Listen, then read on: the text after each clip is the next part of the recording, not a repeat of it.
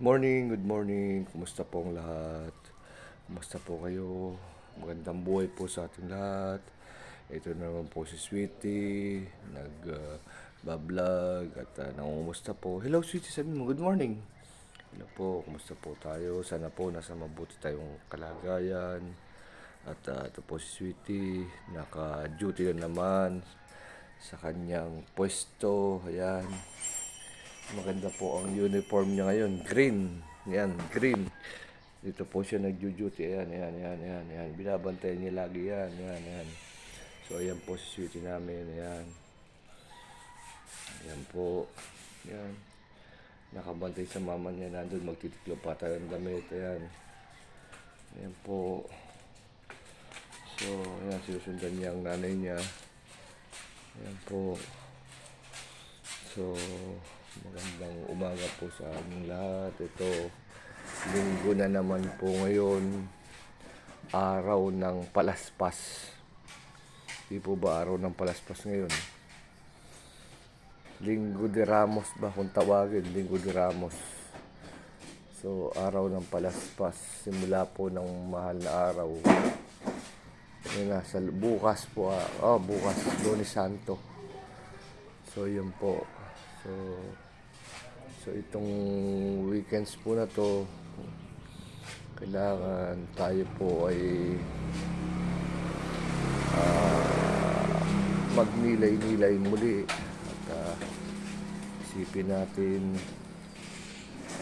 na ang Diyos ay talagang buhay, na talagang sinakripisyo ang ating mga buhay para sa Kanya. Kaya po tayo manalangin lagi sa hindi lang po sa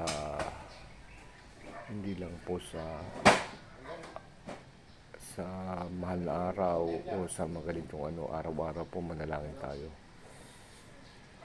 So ganito po ang buhay talaga natin. Ika nga, life must go on tayo. Life must go on. Ganun. Life must go on. Dito tayo kay Sweetie para makita natin. Lipat po tayo. Life must go on po. Kaya po, yun talaga ang ating gagawin sa buhay, na talagang tanggapin natin talaga ito yung kapalaran natin. Ika nga, destiny. Destiny natin sa buhay na harapin natin. Ika nga, huwag tayong susuko, laban lang po tayo. Ay ika nga, lag kong sinasabi na hanggat may buhay, may pag-asa. Kaya lang yan, ika nga, araw-araw, routine, balik-balik lang, gigising tayo sa umaga, gagawin natin yung mga araw-araw natin ginagawa sa bahay.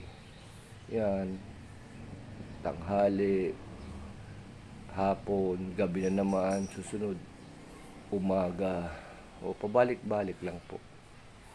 Yung daily routine. Mabilis po ang araw ngayon. March, April na kasunod. Hindi natin namamalayan natapos ng 2024. Diba? 2025 na kasunod. March 24 na po ngayon. Napakabilis. Talaga. So, ganoon lang talaga. Maging handa lang po tayo palagi sa ating mga araw-araw na ginagawa. Lagi tayong gumawa ng mabuti. Pakita natin talaga na kaya natin. Diba? Huwag tayong susuko sa lahat ng mga problemang darating sa buhay natin. Yan po. Asan na yung si Sweetie? Sweetie. So, yun po. So, Sweetie po ay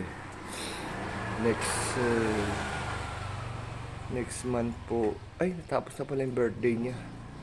20 po. 20, lagi siya nagbe-birthday ng 20. Yan.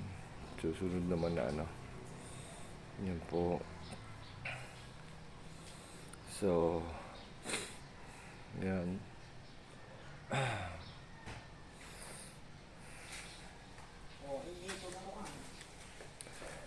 Ayan po, sweetie. Kasama yung nanay niya. Nagtitiklop ng damit. So, ayan. Mainit. Medyo malamig pa ngayon. Maya-maya iinit na po yan. Mga bandang 9. Sumana eh. Kasi ano na, mahal na araw na. Wala na. Tag-init na. Kaya po yung sweetie. Come. Nakita ba yung sa Ramadan? Oo. So, doon nga po sa Middle East, Ramadan po. Fasting ng mga Muslim. Ramadan ang tawag naman sa kanila. Ano yan? Sa kanila po, isang buwan. Pagkatapos ng isang buwan, Eid naman. Parang ano sa kanila, bagong taon. Ay, Pasko. Pasko po pala, sorry. Susunod, na after 60 days ata, 2 buwan, Eid na naman, bagong taon naman nila. Yun po. Yun ang pinakaano sa Muslim. So, yun po. May kanya-kanya na kasi tayong paniniwala. Sa Katoliko, mahal na araw. Ano yan, bali, 1 linggo. Sa Muslim naman, 1 buwan. So, yun po. So, yan po ang nangyayari ngayon sa ating ngayong March. Ito, ang papalapit ng April, iinit pa daw. Super init. So, kailangan lagi tayong maligo. Kasi pag naligo tayo, fresh tayo. Kaya pag naligo tayo, sisingaw din eh. Depende sa talaga, sa init. Yan, kaya ang ginagawa ko po, pag naliligo ako, tinatabo ko, tapos nagpapalamig ako ng tubig. Para yun po. So, yun po. Kaya, dahil naman ako ibang masasabi na ganoon talaga, ulitin ko talaga, habang buhay may pag-asa, huwag tayong mawalan ng pag-asa. Ika nga, laban lang po. Laban lang. Ika nga kung kaya ng iba, kaya din natin. Patunayan natin sa sarili natin na kaya natin. Lagi kong sinasabi, lagi dito sa vlog ko, na tutulungan tayo ni Lord kung tutulungan natin sa sarili natin. Huwag po tayong mawalan ng pag-asa.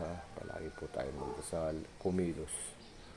Huwag po tayong maging tamad. Kasi ika nga, tutulungan tayo ni Lord. Kung tamad din tayo, paano tayo aasenso or what? Magkakaroon ng progress sa ating life. Kaya po, kailangan magtulungan din tayo. Diba? Yun lang po. So, hanggang dito na lamang po. At ipapasyal po namin si Sweet sa plaza. At para maiba-iba naman ang niya. At babalik po ako later on para mag-video ulit. Maraming salamat po sa inyo. At mag-subscribe, like, and share po tayo. Pindutin ang notification bell para ma-update po kayo sa mga bagong video ni Sweetie. Salamat po sa inyo. At kumusta po kayo lahat? Sige po, bye-bye po. Salamat.